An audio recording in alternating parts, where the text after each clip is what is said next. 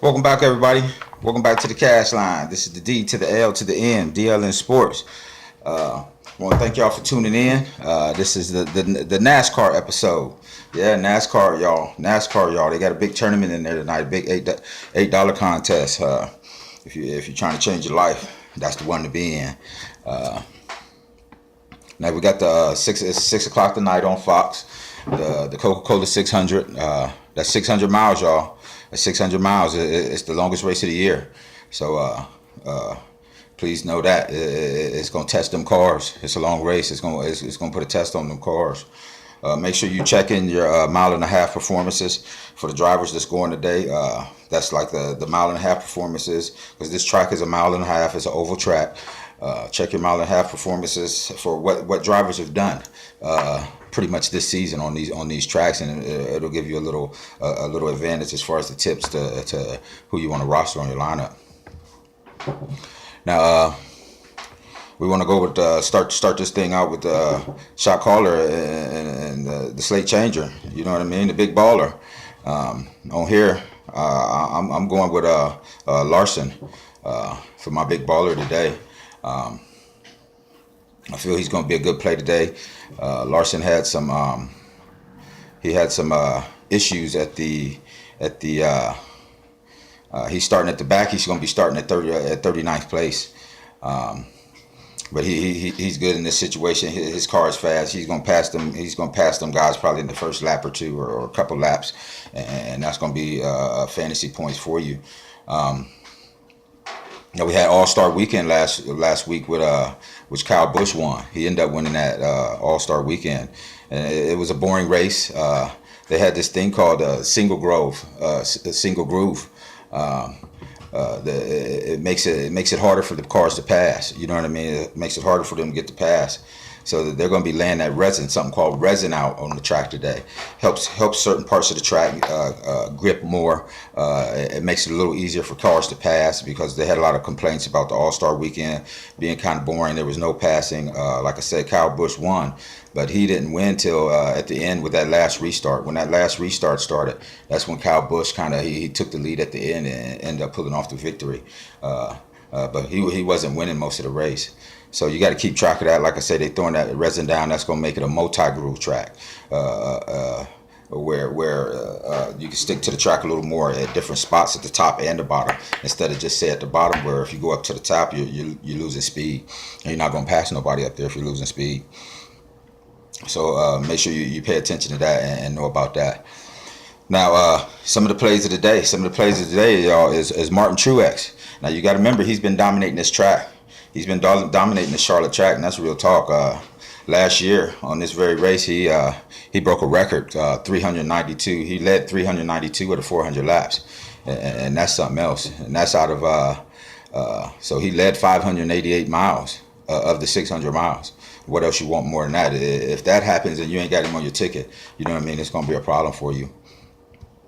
Now he didn't do good at the All-Star Weekend, but like I said, I think they was tinkering with things, trying to get things together to prepare for this race. They wasn't really worried about winning that race. They was more preparing themselves for this race, because one thing about Truex, he dominates this course, and I'm gonna have him on one or two of my lines. Now you got Kyle Busch. You got Kyle Busch at 9.8. Now he won the All-Star. Like I said, on that restart, Kyle Busch is gonna be a good play. He has the pole. So and no, I'm sorry, Kevin Harvick. Kevin Harvick has the pole at 10.3, and Kyle Busch is coming out second at 9.8. So those are going to be the people that I'm going to start with. Because if Harvick gets off to a good start and don't let nobody pass him quickly, he can lead a good portion of this race, and you want them points from leading laps. Now, like I said, you got Harvick coming off at the pole at 10.3. You got Busch. Kyle Busch at 9.88, who won the All-Star. So his car's ready to roll, and he's going to be a good pick on this slate. And those are two of the three dominators. You got to decide who you want to dominate with, who you want to be your dominators. You know what I'm saying? And I think Harvick and Busch is great picks with that, matching them up with that Larson. Because Larson, you got to remember, he's the point leader on the season. He's leading this whole thing in points. So you got to make sure you keep an eye out for that. And That because he can dominate that, and Larson's at 10.1. Now he's going to be probably the highest owned person on here, but if he passes all them cars and gets in that top 10, that top 5, and you ain't got him, it's going to hurt you a little bit. Now the reason he's starting 39th because he missed qualifying, so that's why they're going to start him back at the 39th. But he will move up, and he'll move up quickly. Without, as long as there ain't no problems, he's going to be a good play. Now my wild cards are going to be Chase Elliott. He's good at the mile and a half. He's starting third. He's going to be right behind. Bush. So them top 3 drivers, y'all, and this is a hard track to pass on. That's why they're laying that resin. So you got to be prepared to take your picks out of them top 3, like that 9.3. That's a good price for him. Somebody else you can look at is McMurray at 8,900, and this guy doesn't wreck. You know what I mean? One thing about him, he very rarely doesn't wreck, doesn't get in wrecks, and you want people that's not going to give you that DNF that did not finish. You know what I mean? Because that hurts you. So definitely took a look at him, and you got your Joey Logano down there, 9,600. A lot of people are on him. I'm not really on him. Might have him in 1, but I'm not really on him. But Logano could definitely be a good pick. You got your Casey Kane down there. Now he's been good at Charlotte, so you want to keep an eye out on him. You know what I mean? You got 6 spots, 6 drivers to pick. Like I said, it's a 1.5 mile oval, 600 miles. You know what I mean? So it's 600 miles of this. You know what I mean? So you want to get them people that's going to be up in front and leading laps and things like that. So now my butt squeakers, you got your Suarez down there at 7,400. You got your Dillons down there. Even cheaper than that, you got your McDowell at 4,900, who I'm taking a look at. You got the Landon Castle at 5,100, who's going to be a good play. Has had some pretty good starts this year, and is doing decent at that low price point. Now you got to remember, with the more miles, the more chances of accidents and wrecks on this, y'all. So you want to pick somebody that you really feel comfortable with. Now the weather could be a little problem. It could rain, could have a rain delay, could just come in spots. Hopefully they'll get through the whole thing, but either way, this race is probably gonna go, and there's 4 stages to it. So you know what I mean. You got your pit stops and things like that, and your restarts. So you got to be real careful on stuff like that. Now you want to check your practice laps also for your picks. You want to check your practice laps also. You want to check your practice laps also to get your double check your picks and things like that, and try to not get nobody with them DNFs. So, and like I said, something else you want to think about, Dale Earnhardt, he had a top 10 speed, y'all. He had a top 10 speed in his final practice today. So he's somebody you can look. His price dropped about $1,000, I believe. So he could be a good pick.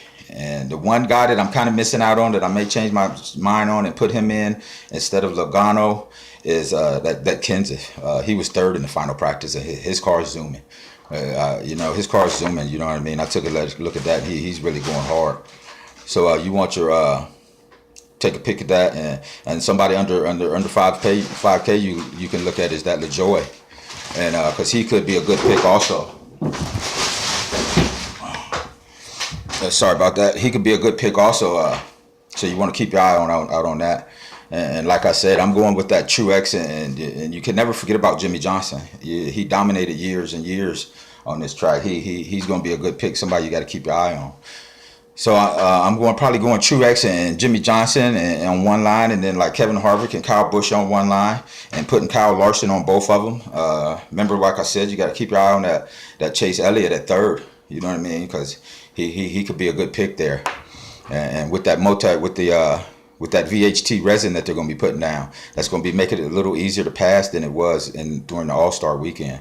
So you got to make sure you keep your eye on that, because that could make a big difference in this race, and then not just be somebody getting out to the lead and staying there, but you also got to be prepared if that does happen. And like I said, when you got somebody like Kevin Harvick on the pole, if he's rolling, if he's going good, it could be a problem as far as someone passing him. But you got that Kyle Busch, and one thing about Busch, he's an aggressive driver. That's why he's so good at them restarts. When he comes out that restart, he's coming out flying.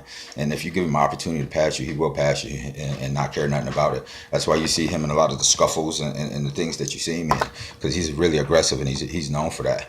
And like I said, keep your eye on that Dale Earnhardt Jr. He hasn't been having a good season or anything like that, but he could get you a top 10 and get you some fantasy points to help get you to that cash line. So there it is, y'all. Hey, NASCAR, let's get it. You know what I'm saying? I feel real confident. I got some good stuff in there tonight, and I'm raring to roll. I'm raring to roll. Never thought I'd say that, but I'm raring to roll on this NASCAR and see what we can do. Like I said, if you want something, stay on it. Don't change something because of what I say, but just take heed with what I'm saying, because I'm putting the research in, and I'm looking at the numbers, and the numbers say what they are. But like they say, this is fantasy. One wreck can tear the whole thing apart, or you know what I mean. One engine failure can tear the whole thing apart. So wish everybody luck. You know what I'm saying? Let's go get them. Follow me on Twitter at Dan_DLN Sports. Follow me on Twitter, the Cash Line, DLN Sports, the Cash Line, and come on into the Cash Line at Facebook, y'all. It's free, and we getting it in here. We're getting a little bit of money, but the big boys is coming. The big ones is coming, and follow me on that's on Facebook. Just send me a request, and I'll throw you in the chat. It's all DFS related. You ain't got to worry about it being all over your page or nothing like that. It's DFS related. You come in when you want, and I post stuff every day, and how I feel about certain situations. So y'all come on in, and it's a Dan Nicholson, the Cash Line, and I'll accept you and throw you in that chat room. You know what I'm saying? And chop it up with us. We're growing every day, getting new members every day. So everybody have a good day, and enjoy this Memorial Day weekend and all that good stuff. You know what I'm saying? And I'm gonna throw me some ribs on the grill, and might go fishing again, and chop it up with the family and my people, and things like that. And so let's get it, y'all. You know what I'm saying? Let's get it. Cash Line, baby.